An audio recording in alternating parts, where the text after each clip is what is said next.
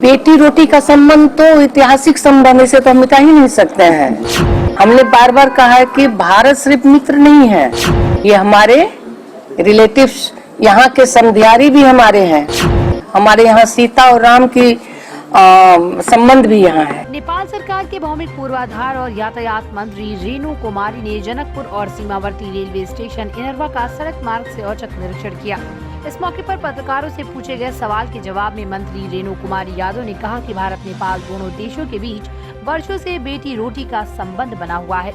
इसी वित्तीय वर्ष जयनगर जनकपुर कुर्था नेपाल रेलखंड पर ट्रेन का परिचालन शुरू किया जाएगा। उन्होंने कहा कि ट्रेन परिचालन में अब विलंब नहीं होगा। काफी दिनों से ट्रेन परिचालन को लेकर उत्सुकता थी, लेकिन अभी कभी बाढ़ तो कभी वैश्विक महामारी कोरोना वायरस और कुछ टेक्निकल कठिनाइयों के कारण ट्रेन परिचालन पर असर पड़ा है।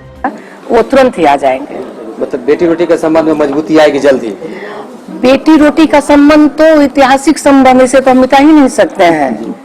पर बेटी रोटी से भी ज्यादा क्या है कि संबंधों को किस ढंग से, हमने बार बार कहा है कि भारत सिर्फ मित्र नहीं है, ये हमारे रिलेटिव्स, यहाँ के समधियारी भी हमारे हैं। हमारे यहाँ सीता और राम की संबंध भी यहाँ है। इसीलिए बेटी रोटी का तो परंपरा ही है, पर इसे एक पुल की तरह बांध कर कैसे चले उसकी आवश्यकता है। जब उस दिन जिस दिन हम लोग बांध लेंगे इस चीज को, तो मुझे लग रहा है हमारी फर्कता कहीं नहीं आएगी, कहीं भी हम एक दूसरे से अलग नहीं दिख पड़ेंगे, क्योंकि हम लोग का एक कदम उधर रहता है, एक कदम इधर रहता है। भारत के लोग एक कदम इधर रखते हैं, एक कदम उधर रखते हैं।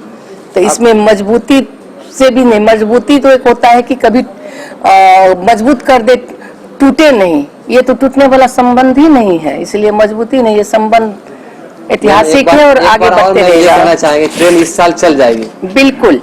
आज का क्या कार्यक्रम था मैम? कुछ एन कानून का भी प्रॉब्लम था, जिसे कि हम लोग अभी जस्ट बात कर रहे थे हमारे भारत के मित्रों से, हम लोग से भी, जो कि एग्रीमेंट वगैरह होने के बाद हम लोग ने कानून को भी आगे बढ़ा चुके हैं और वो हमारे कैबिनेट से भी पास हो चुकी है। अब इस एक सप्ताह में कानून को थोड़ा सा और भी आगे बढ़ाने में टाइम लगेगा। और किसी भी चीज करने से दो देशों का जो संबंध बताए आप, वो कानून एंड सारी चीज की तरफ मजबूती होनी चाहिए। नहीं तो गाड़ियां तो चार चक्के, हमारी जीप तो उधर भी जाती हैं उधर भी आती हैं, पर ट्रेन तो ऐसे नहीं आ सकता, नहीं तो जयनगर से तान के ले आते हैं हम लोग यहाँ। इसीलिए कुछ कानून का भी जो प्रावधान था वो उसे हम आगे बढ़ा चुके हैं। इस सप्ताह में वो कंप्लीट हो जाएगा। इसके बाद थोड़ी टेक्निकल प्रॉब्लम सब जो आ रही हैं, जैसे कि अब यहाँ पर ये ट्रेन चलने से पहले जो हमारे भारत से जो आएंगे टेक्नीशियन वगैरह जो आएंगे, तो उसे भी लाना है, तो उसका भी एक एग्रीमेंट होगा कि वो आने के बाद कुछ दिन यहाँ कंटिन्यू रखना पड़ेगा उन्हें। एक दिन स्टार्ट करने से कंटिन्यू रहने के बाद ये ट्रेन की सारी चीज को देख लेंगे कि द्रुत गति में आगे बढ़ रही है। तो ये सारे प्रोसेस हम लोग आगे बढ़ा चुके हैं।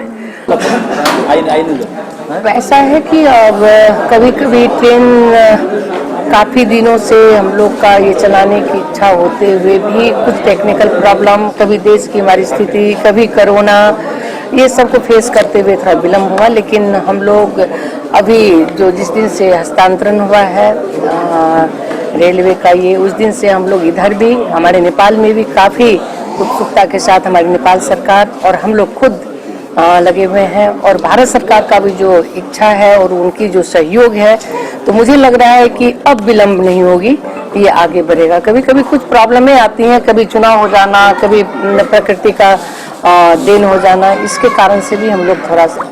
क्या उम्मीद है इस वर्ष में चालू हो जाएगी? हमें उम्मीद है, पूरा भरोसा है कि इस बार हम लोग ट्रेन चलाएंगे। इस बार नहीं मैम, इस साल क्या आप मंत्री हैं रेलवे? जी बिल्कुल बिल्कुल, इस साल हम ट्रेन को चलाएंगे। और नेपाल और भारत की जो मित्रता है, तो वो एक रेल भी हमारी पुल की काम करेगी। जब उधर के पैसेंजर हमारे ट्रेन पे चढ़ के इधर आएंगे और इधर के पैसेंजर चढ़ के जब उधर जाएंगे, तो उसे एक अनुभव होगा कि हम नेपाल और भारत के साथ काफी कम समय में और अच्छी यात्रा करके आगे बढ़ेंगे करके। इससे हम दोनों देशों का एक संबंध में भी लगता है बहुत बड़ी प्रकटता होगी और ये आगे बढ़ेगा। हम लोग की एकदम प्रतिबद्धता है कि इस साल हम लोग ट्रेन चलाएंगे। ऐसा है, वो कर्मचारी को इसलिए नहीं हटाया गया है, तो रेल की जो हम लोग की कंसेप्ट थी बहुत पहले कुछ कर्मचारियों का ट्रेनिंग भी हुआ था, तो तत्काल उसमें कुछ लोग ट्रेनिंग लिए हुए थे, कुछ लोग उसमें से कहीं दूसरी जगह सर्विस करने चले गए, क्योंकि काफ़ी लेट होने के चलते बहुत सारे लोग अवेलेबल भी नहीं थे।